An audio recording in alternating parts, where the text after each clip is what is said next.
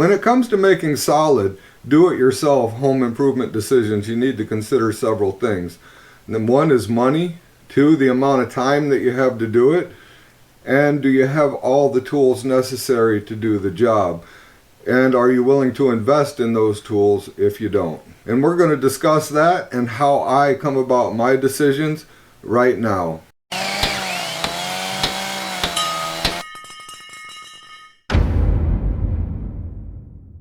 Hi everybody, I'm Jim Dierdorf and this is Detroit DIY. I'm currently in the process of repairing some damage to these walls. So there are several reasons that you may want to do a DIY home improvement.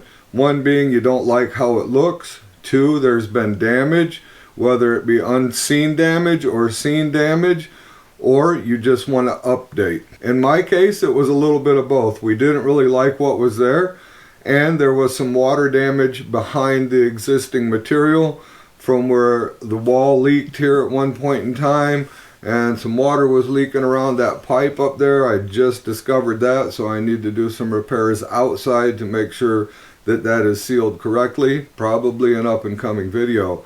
However, these walls I would have truly liked to have put a shiplap white oak with a whitewash finish on it.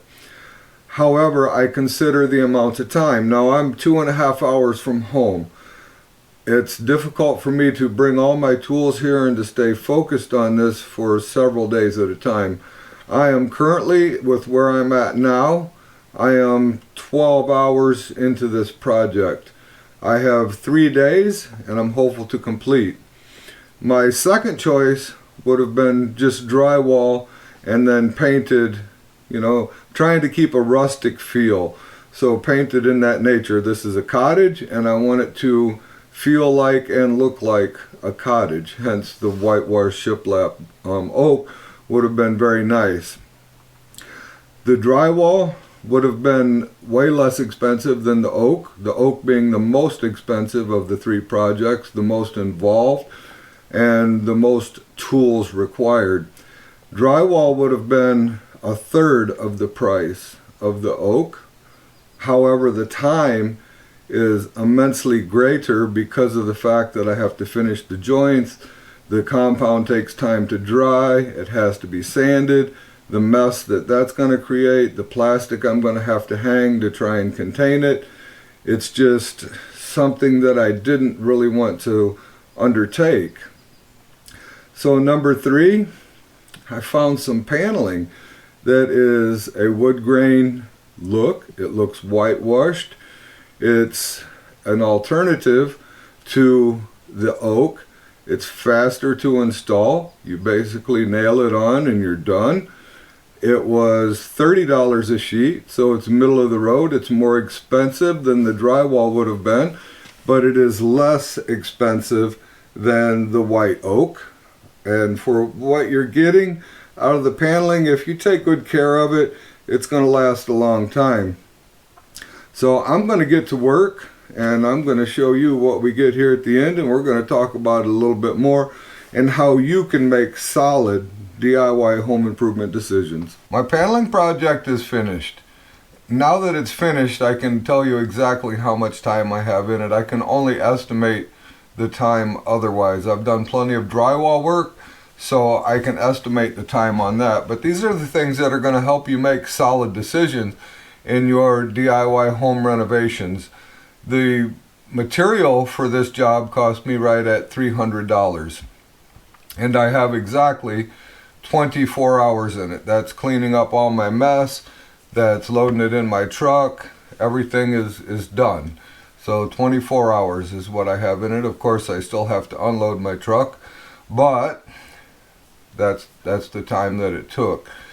So what did I have to do? I had to replace 2 furring strips in this wall that had water intrusion and some damage. I had to replace portions of 2 furring strips in the back wall that also had water damage. I pulled out all the foam board or fiber board, aka builder board, that they had in this wall for insulation, and I put foam board in its place. And that was a solid decision because that better resists water than that builder board ever would, or if any moisture comes through the cinder block. I would have liked to have done a few things different, but it would have required an entire tear out to do that. And that just wasn't in my time frame. It's been like this for 30 years, so I'm sure that it's going to be just fine for another 30. All the wood looked good. That wasn't affected by water, so I'm pretty happy with that. If I would have done this in drywall, I probably could have done it for $150 out of pocket.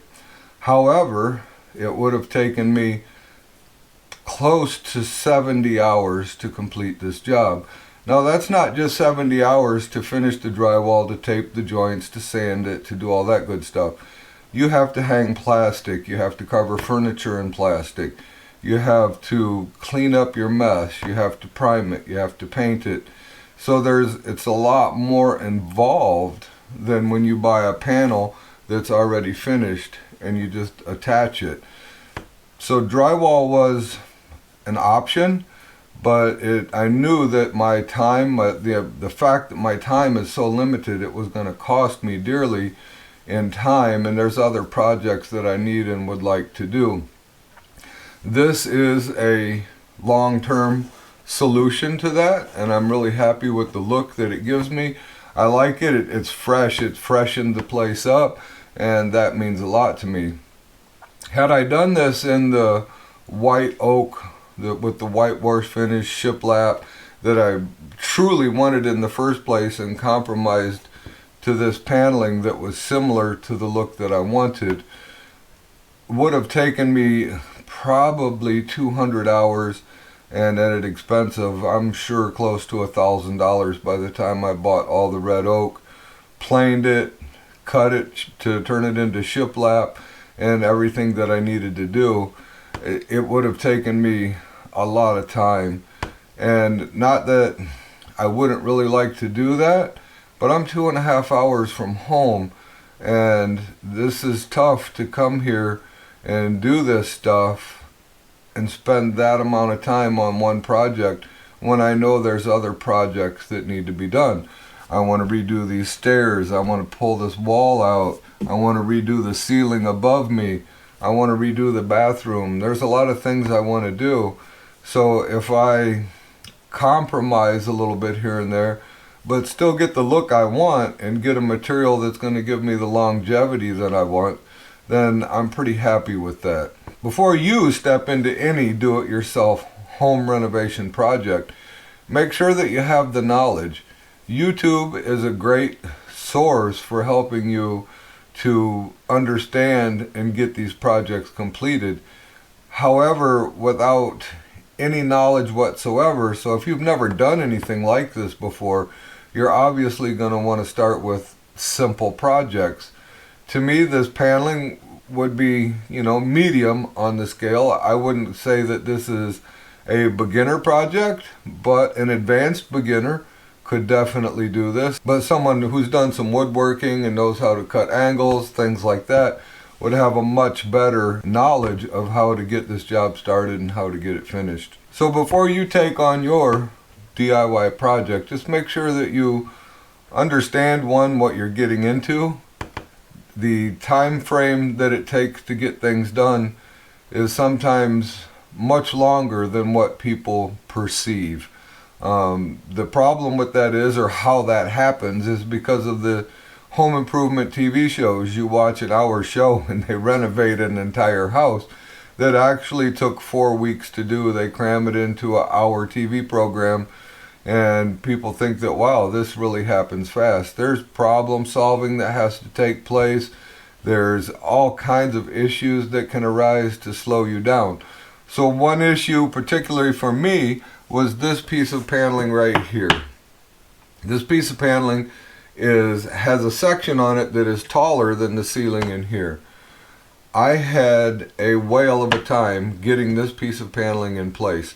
This stem wall sticks out to where this opening is not 4 feet. Not only that, I couldn't stand it up to bring it in here anyway because of the piece that's taller than the ceiling. It goes up into the stairwell a little bit. So in all reality, to put this piece in, it took me an hour just to get this piece in here and get it in place. And then I had to pull it away and get some glue behind it and do some other things to attach it.